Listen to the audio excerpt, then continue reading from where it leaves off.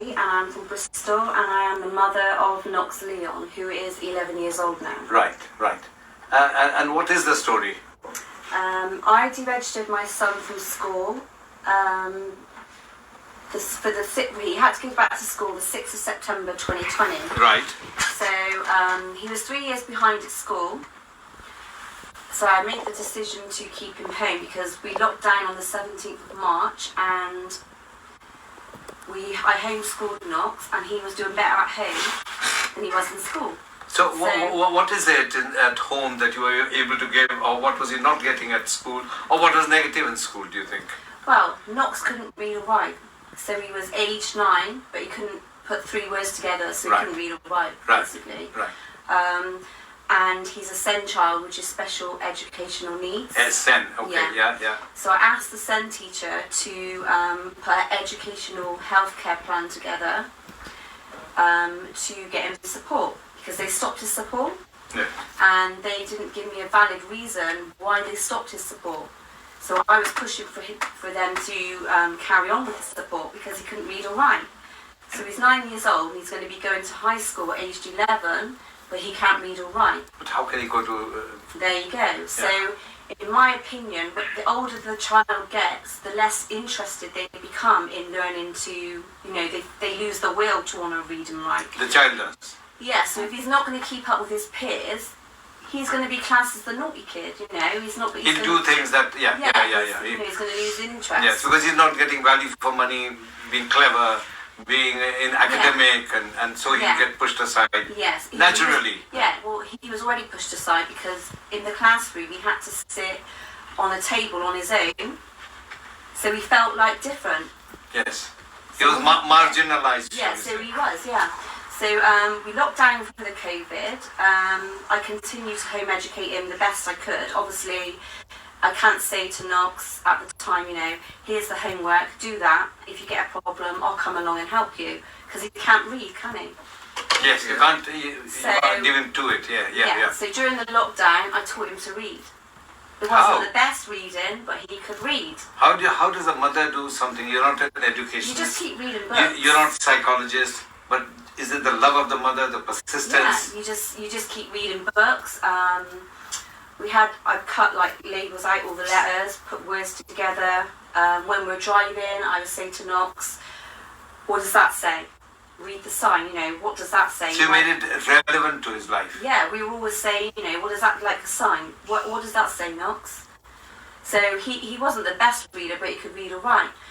And then also he was premature, weighing £1.11. My God. So I didn't want my son vaccinated. I didn't believe in the COVID. Okay. And someone who's premature, you're always scared. Yeah, my son was home on oxygen, so in total he was on oxygen for 12 months. So he's really had a very bad start, it's a difficult start, yeah.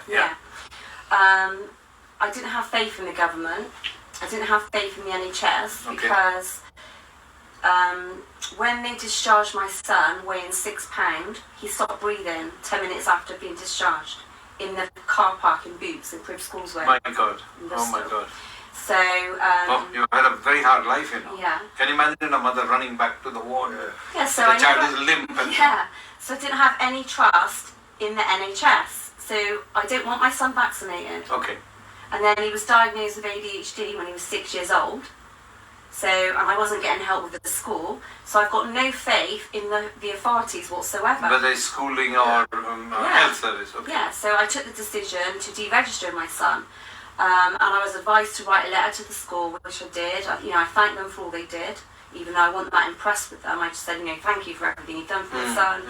I deregistered him. That was the 6th of September 2020. But in school, if your son was a genius, he'd be still marginalized.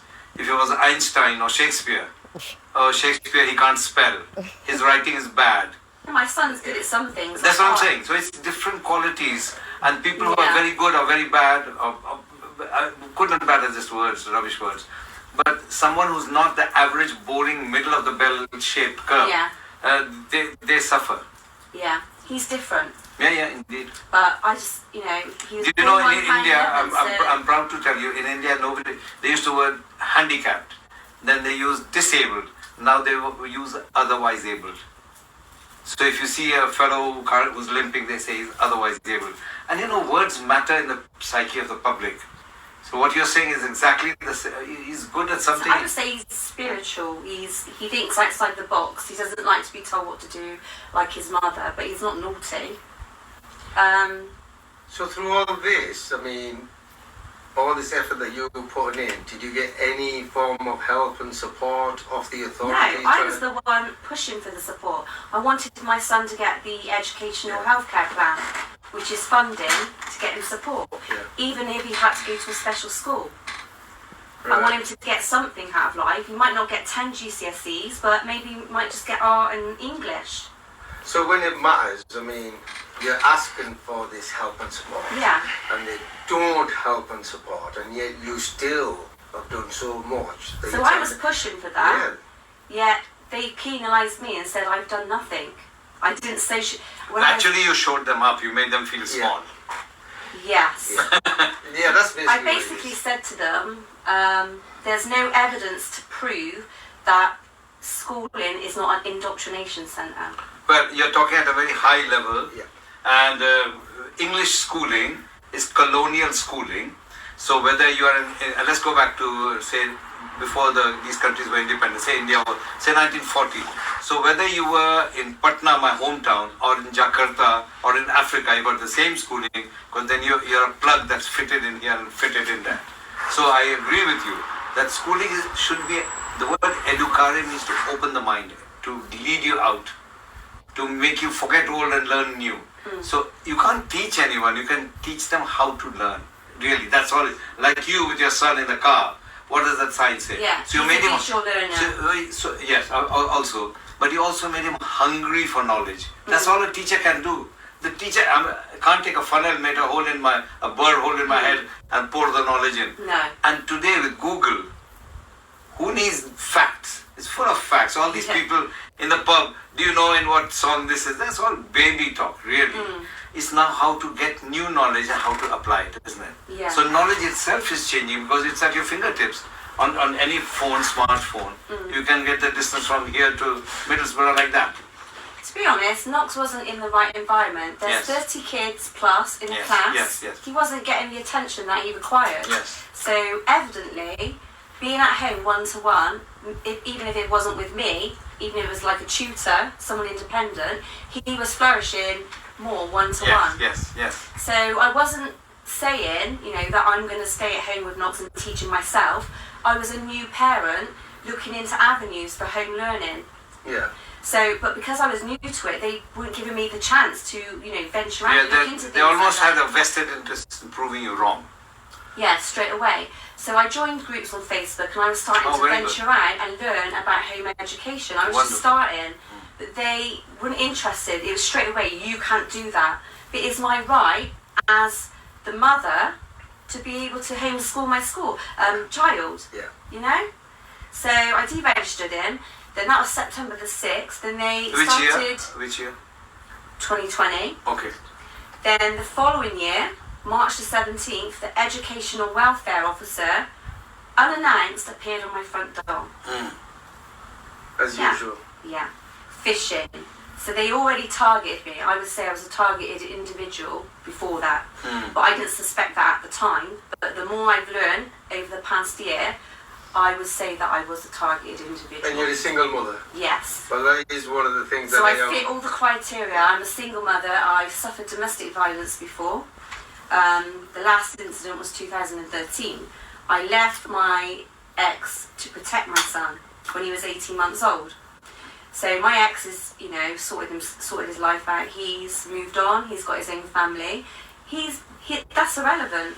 Yeah, it's history. It's irrelevant. It's and unconnected with this child and his wife. Yes. Yeah. But they dragged all that up. They also accused me of forcing my parents not to have the vaccine. My parents confirmed Kelly did not force us not to have the vaccine. No, but if it did or didn't, what's that got to do with the child? Oh, she's so crazy that she stopped the whole of Bristol? Yeah. So they threw that in the report against me.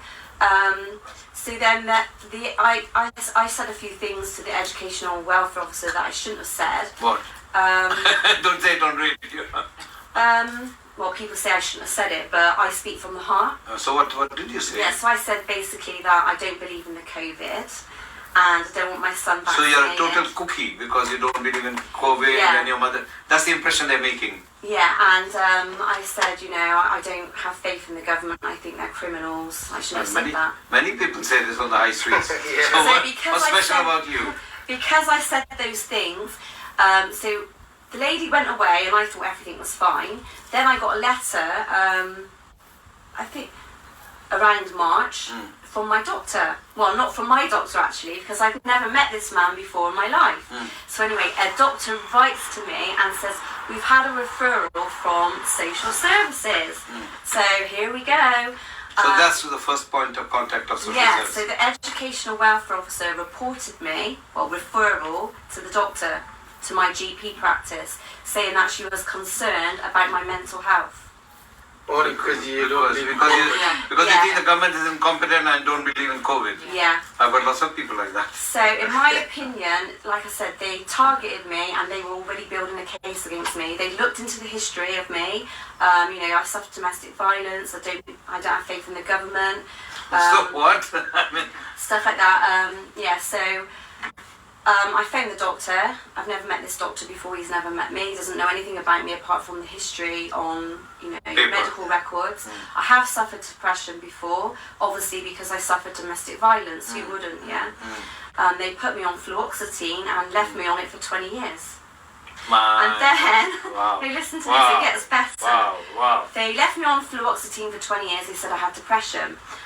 In 2016, my ex took me to court for a cohabitation case. He was trying to force sell of our home. I was struggling with that because it was too much of an overload. And so I suspected I had ADHD. So I did ask for the referral to be assessed for ADHD.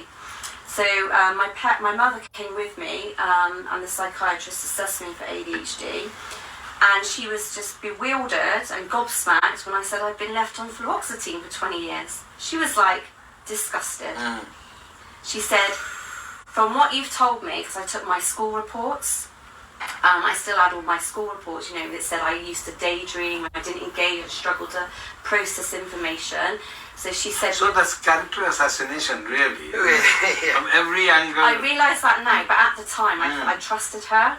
So she said, you've got all the characteristics of ADHD. She said, without a doubt, you've got it. So then we were going down that journey, and I can see now how it was entrapment.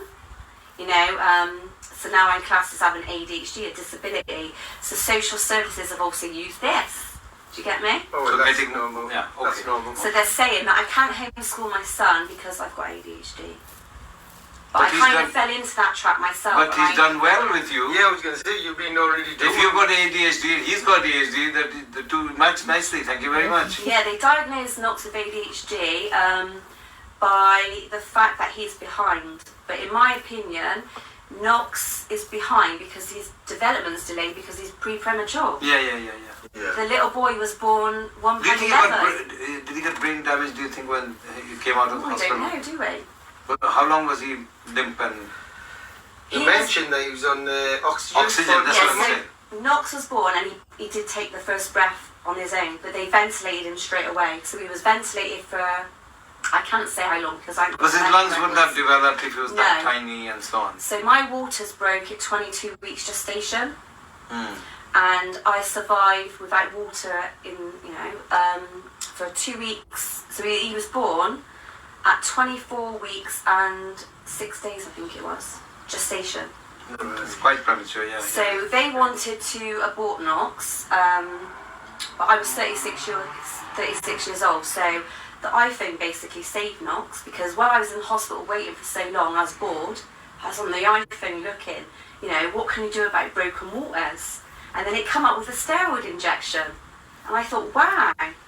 So on the scan, it was, you get the white and you can see the baby, the little ghost figure. It was all black. So I went to they gave me antibiotics to stop infection in the womb. Went to see the consultant the following week. And he said, we want to induce you. And obviously that means abortion, doesn't it? So I said, well, I feel fine. he said, we don't want infection and stuff like that. I said, well, I feel fine. I feel absolutely fine. I said, and while there's a heartbeat, I want to go with nature.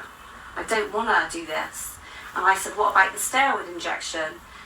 And he kind of looked like that, and I was adamant, I want this steroid injection. I said, it boosts the lungs. I said, it does this, it does that. I was really like, I know what I'm talking, not, I was really like confident. I said, yeah, that. He said, well, it looks like you've made your decision. He said, so come back next week. He said, and we're going to give you the steroid injection, which obviously boosts all the organs, mostly the lungs, isn't it? So the lungs will be collapsed and sticky. Yeah. So I had the steroid injection, and then, because it was bank holiday, then I stayed on the Quantock ward for about a week. And they were awful. Obviously, it's my first pregnancy. I said, I was getting all these cramps and stuff. I said, am I going to have the baby soon? And they're like, oh, we don't know. And I thought, well, if you don't know, well, I don't know. Do you know what I mean? What's going on? So anyway, I gave birth to him, and then he was ventilated, went into NICU. There's 4 different rooms. The first they do a thing called APGAR score. APGAR, it's the name of somebody. Was it good or bad? I mean, did it look bad when he came out? They said to me, before I had the steroid injection, he had 5% chance of survival. My God, okay. So he's beat that odds. Have you seen him? He's a strapping lad. Okay. He is smaller than his peers, but he's really strong, isn't he? Well, that's the first thing I noticed about how strong he is. Mm-hmm. Yeah. Okay. Yeah, so you beat the odds, he beat the odds. Yeah, except that you were naughty at school and fidgety, except that you had domestic violence, except you have ADHD, except you don't believe in the government. I wasn't diagnosed with ADHD then, but there was the issue with domestic violence, yes. These are just, diagnosis is nothing but a working diagnosis. Mm-hmm. Usually diagnosis is there to make an excuse to give some medication. I'm a fairly experienced GP. Yeah, I realise that now. What's the meaning of a diagnosis? It's just a working hypothesis. I've realised since the lockdown how I've been entrapped into this. Like, it's like a web, isn't it? And you're entrapped into it. I can see that now. Right, but obviously back then, I was struggling mentally. Didn't have any support from anywhere. I had this cohabitation case, a little boy to look after who's quite active, and I've done very well with him. I just let Knox be who he is. If he wants to climb this, I'll watch him climb it. I'm not going to say, get down, you're not doing that. He's strong-willed, like me. If you say to him, don't do something, he's going to do it. So I'll make as long as you're there with the net to make sure you don't break his bones. Yeah, so I'll be there watching him. He's there all the time. Okay. So carry on. So what happened? Social services now enters your life. Well, they didn't then. Obviously, they were concerned about me going home with Knox and my ex being there, but we weren't together then. So I separated with my ex, but he was like there at the birth. He was, trying to prove himself. He's, had his issues. So they didn't get into my life then. He was discharged fit and well from hospital. I was out literally 10 minutes because you room in with your baby 48 hours before, and he literally cried the whole weekend. And I said, there's something wrong with him. And they said, oh, he's got colic. So when we left the hospital, we went to Boots to get colic bottles. So I'm in Boots, ready to pay for the bottles. A man comes running in, someone's baby stopped breathing in the car park. So I ran out, and then I could see Knox, he was £6 at the time, with a man who happened to be an off-duty policeman, the irony of it, on the floor, resuscitating him. And then my ex was looking over from the car, like crying, going like that, and I thought, after all that, he's gone. So then I said, can you put Knox up and onto the car seat, because I didn't want him on the floor. We were waiting for an ambulance to come. I phoned the hospital and I said, my baby stopped breathing. You've discharged him fit and healthy. And they said, well, things like this can happen. And I said, well, we want to come back to the hospital. And he said, well, you can't come back now because you've been discharged. Oh my God, what nonsense is that? So we went to the children's hospital. My God, really? Yeah. What kind is it a one-way street, like? What nonsense, he's just been discharged, he stopped breathing, he's dying, And the idiots are saying you So can't you come walk back. out the door now. No refunds now. Yeah. What kind Oh of my behaviour is God, that? that's So then we went. sickening. It did work to our advantage actually, because we went to the Bristol Children's Hospital and in the room. So he was it was- breathing by now quite well. Yeah. Okay. So what happened is when I was in the boots, his father said to me that he started to go blue. So we got him out of his car seat, held him up, and he was limp. So he turned his oxygen right up. And unfortunately, it was a really windy day then. So he said he was opening the car door, screaming, "Help!" You know, trying to get people's attention. And then the car door kept shutting. And then he went limp, and he was just like thinking, "Oh my God." And then there was an off-duty policeman with his wife and 2 kids and the grandmother walking by, and they obviously his father caught their attention, and then they intervened, and he took over, thank God. All right, good. So then I went to the Children's Hospital, which was better really. It worked to our advantage in a little bit, because it was a bigger room and I could sleep over. There was a bed there. Mother and child can be. Yeah, so I was able to yeah. sleep over all the time. But he did stop breathing in the hospital again. What they said he had was hypertension of the lungs. So he did stop breathing again. I can remember feeding Knox, and I said, "Oh, he's gone limp again."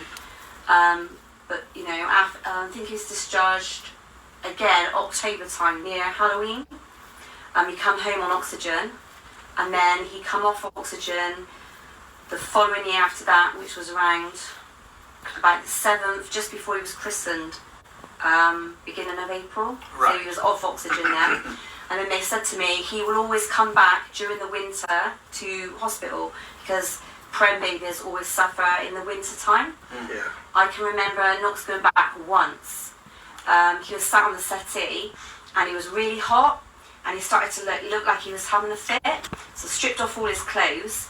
I went over to the neighbour, I said, "Look, can you give me some change? I need some change for parking, I need to get him to the hospital." I called him down and they kept him in overnight, checked his temperature. By the morning his temperature was normal. We went home and he's never been in since. Wow. And that was a baby. So how old is he now?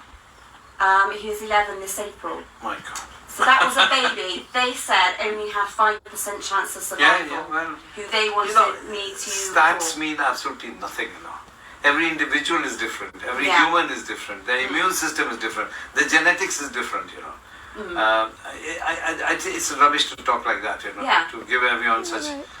Just say things are hard and we don't really know it. I'm glad I didn't listen. Well, I'm just so grateful, blessed that I never listened to them. If I would have listened to them, he wouldn't be here. You know? just give up, yeah.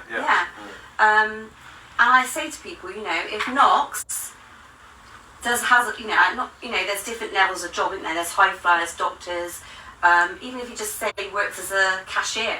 I'm not dissing cashiers. I'm not dissing bin men. We've all got a vital role in society. We're all as equal and as important as anyone. Yes. But if he just brings home an average wage, He'll have the pride of earning his wage, yes. Yeah, the goal is for Knox to be happy in life. And as long as my child is happy That's all that matters. and not academic, that doesn't bother me. I'm just grateful that he's alive. But in school, they pressure him. You know, "Oh, he's not keeping up. You know, he's not He keeping can't up keep with up. his I mean, he's not I endowed in think that it's field. to do with his development. He might be 3 years behind, but he needs more time. Yeah. So if he needs to stay behind at school, even if it's 3 years, it doesn't matter to me. No. You know? It shouldn't matter to anybody else. No. You understand? But they blame me for this. And in the lockdown, we were told we weren't allowed out, remember? Yeah. Because of this killer disease. Yeah. Well, I just carried on as normal, the best I can, you know. If I wanted to go to my friends, I went to my friends. I can remember she got reported for having us round to the housing association, yeah. The neighbours reported us. All the curtains rustling. Oh, and Yeah, she's had her friends round. But how awful. Can you imagine being friendly during Corona time? Okay. So I just carried on my life the best I could. If I wanted to go out walking, if I wanted to go to my friend's house, you know, on a Saturday evening. So I did socialise my son. But social services write in the report, I never socialised my son. They put me on the media, you know, when I went missing. They said I went missing. I took my son on holiday. So they put me on social media, you know, MSN, all the media, news outlets, BBC. I was on HTV News as a missing person. Kelly Jefferies is missing. She doesn't socialise her son. She's not allowing him an education. You kidnapped your son. Yeah, they say Your own son. I've been charged with kidnapping my own son. What a So joke. I am the DNA mother, the natural mother, you know, the creator. So where are you now? Are you in the story? Oh yeah, I'm gonna pick So it that up. says Kelly Jefferies' mum missing with son may have changed hair. Okay. That was awful, that's All right.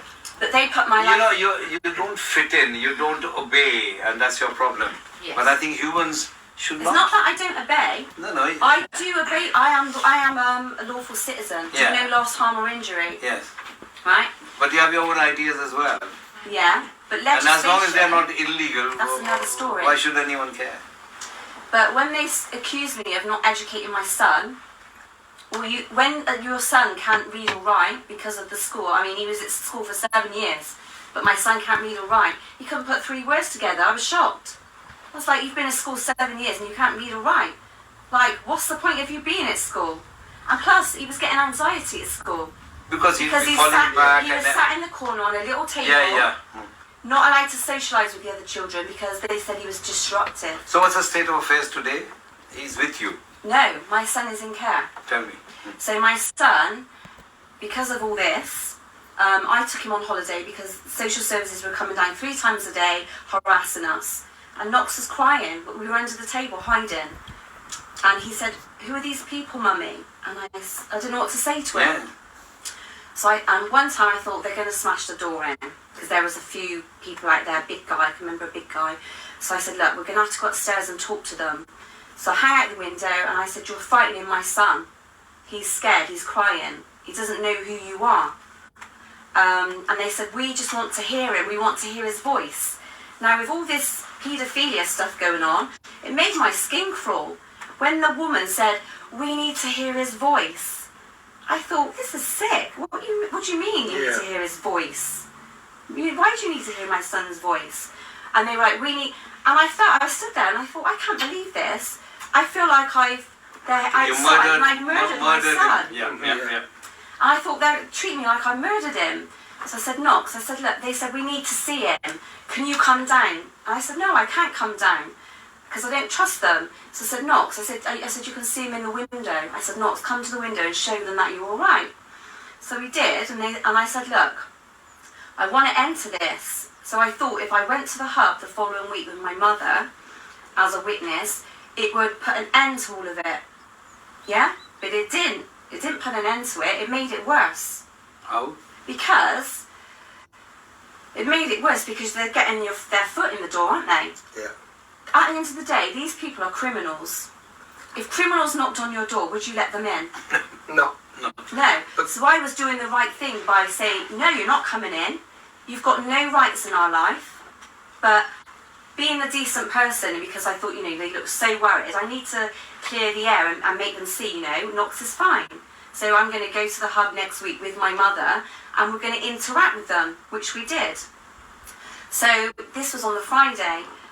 So they went for the whole weekend. So I had peace for the weekend. Went to see them on the Monday. And I sat there with my mother. We were sat there for half an hour. And I looked at the social worker and I said, "We've been sat here for half an hour, but you've not asked anything to Knox. No questions or anything." They weren't interested. No. All they were interested is like, "Why don't you want a solicitor?" "Well, what's the reason you don't want a solicitor?" I said, "Because I don't need a solicitor." And the reason I don't want a solicitor is because I think they're in on this criminality with social services. Which and I don't trust them. And because I represented myself, and in my cohabitation case, I said to them, "I want to represent myself, and it's my right if I want to represent myself." I said, "Naturally, I had a cohabitation case," I said, "and I represented myself. I turned up at court with nothing but a pen and my bank statements. But I represented myself because I told the truth and I spoke from the heart." I said, "And I won my case." I said, "And at the end of it, against my ex and his barrister of 40 years, the judge said to me, 'Before you leave,' he said, 'I want to say something.'" So my ex, his barrister, myself and my friend stood there and the judge said, "I just want to say how well Miss Jefferies represented herself today." Okay. They didn't like that, did they? And I said, "Thank you." And that's because I told the truth. When the judge asked me questions, I looked him in the eyes. Yes. And I spoke and I told him the truth. And my ex made a lie against me to the Department of Work and Pensions. So I looked at my ex's barrister and I said, I want to know, do I work or do I not work? I said, because you contradict yourself. You're reporting me to the Department of Work and Pensions saying that I'm working, and then 1 minute, in the next breath, in this report to the court, you said I'm lazy and I've never worked at all in my life. So which one is this? Which one is it? I said, because you're So contradicting. it all sounds so confusing and so non-professional, except Oh, of course it is, these are professional, almost like twisting the tale, twisting the story. They twist the narrative to suit themselves. That's what I've found. And the social services reports against me, well, I shouldn't have laughed really, but I did laugh because I thought, what am I reading? Wow, what is this? And I emailed them and I said, you're not my son's social worker. Who are you? I said, I want your identification. I want to see a copy of your passport, all of you. I want you to identify yourselves because I don't know who you are. You're saying you're from the hub, your social services. Doesn't mean anything to me. No, it doesn't. So I served them a notice and I said, I want to see the contract between us because you're a corporation. Yeah? You're a corporation. You're nothing to do with the government. So I want to see the contract between us because no contract, no obligation. Yeah. It's my lawful right to homeschool my son. He's not a child. He's not a ward of the state. The same child that you would ask him for support, you would ask him There for you help. go. They refused everything. Yeah, So when as I a mother, asked- you still got to do the best for your child. Yeah. So even after all that help and support that you asked for, that they didn't want to give And they you, forgot to put that in the and then report. you still did a great job to the looks of it. You know what I mean? But then they used everything else against you as a weapon Yeah, again. because they didn't like it because they failed my son and I was doing a great job in the lockdown. It's the wrong way around. And the homework they sent home for my son, wow, again, I was like, wow, Knox, look at this. How are you supposed to do this? It's, even I couldn't understand it. You know, it was complicated. Okay, so come forward. So then what happened? How was he taken and why was he taken? So I was stressed out basically, so I took my son on holiday and I said to my parents, I'm going away for a week to clear my head, you know, I'm stressed out, these people are coming down every day. I said I'll be back around the 9th of August. And then I didn't go back because my face was plastered all over the internet and word on the street was the police have locked me out of my home. They changed the locks to my house. So I was frightened. Did they tell you that you weren't allowed to leave? No. So then So the day I left, is the day that they the went. day they got the court order.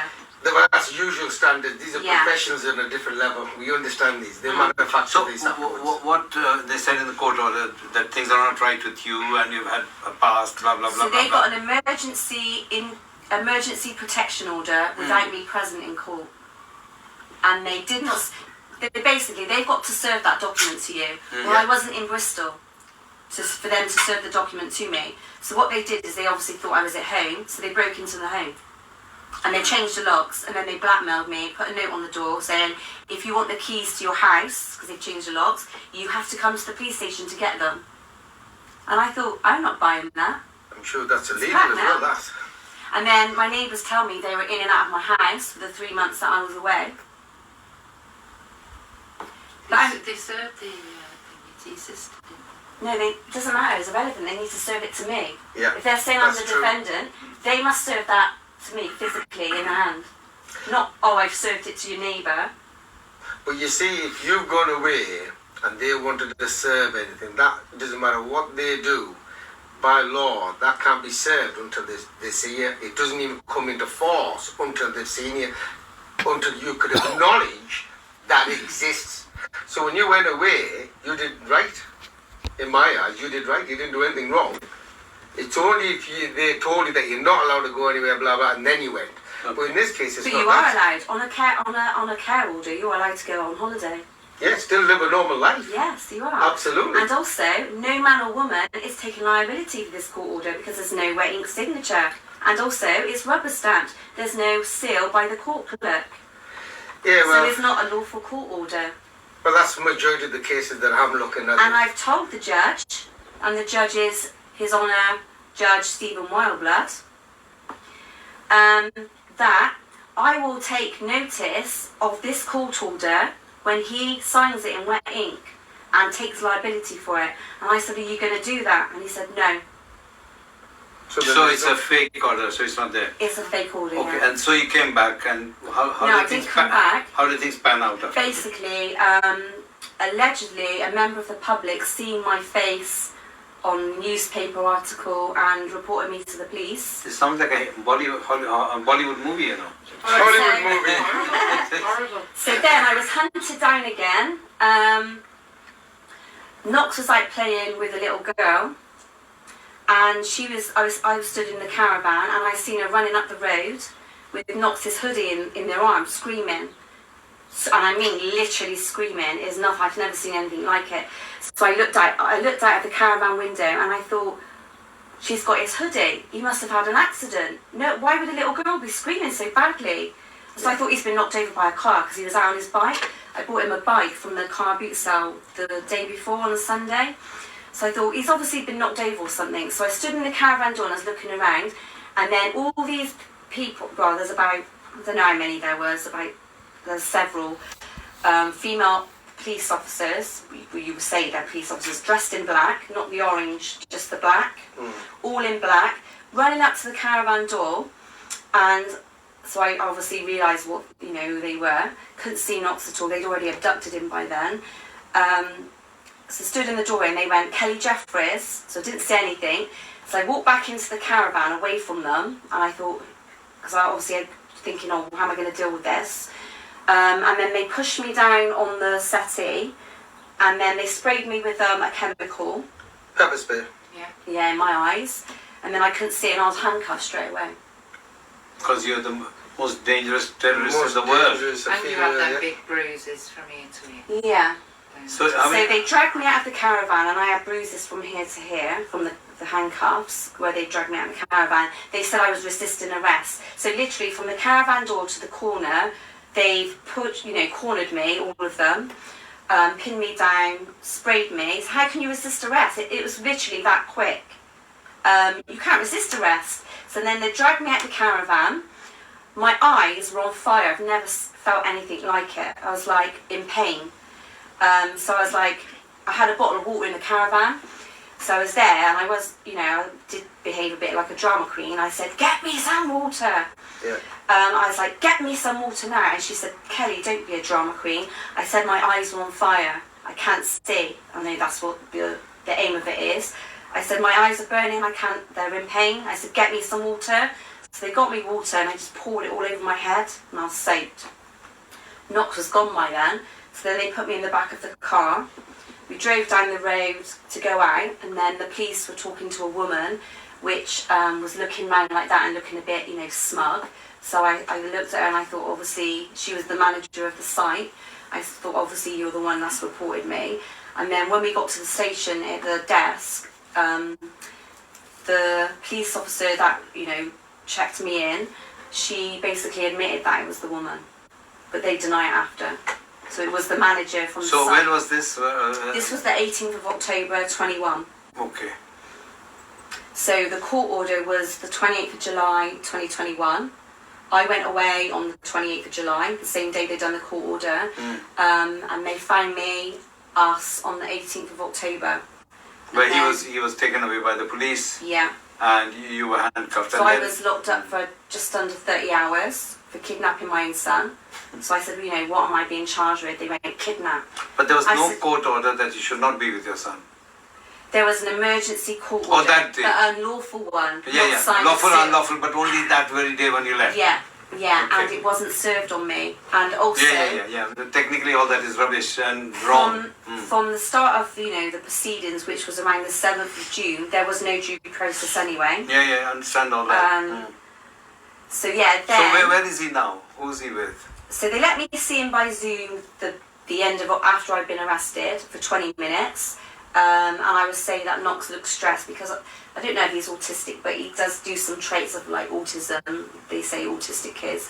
When he's stressed out, he does well noises and he throws his head back like that and goes, ah. So he was doing that to me on the Zoom. So I said to my sister, he's stressed. And then they let me see him again the first week of November on the Zoom. And then it's just gone pear-shaped since then.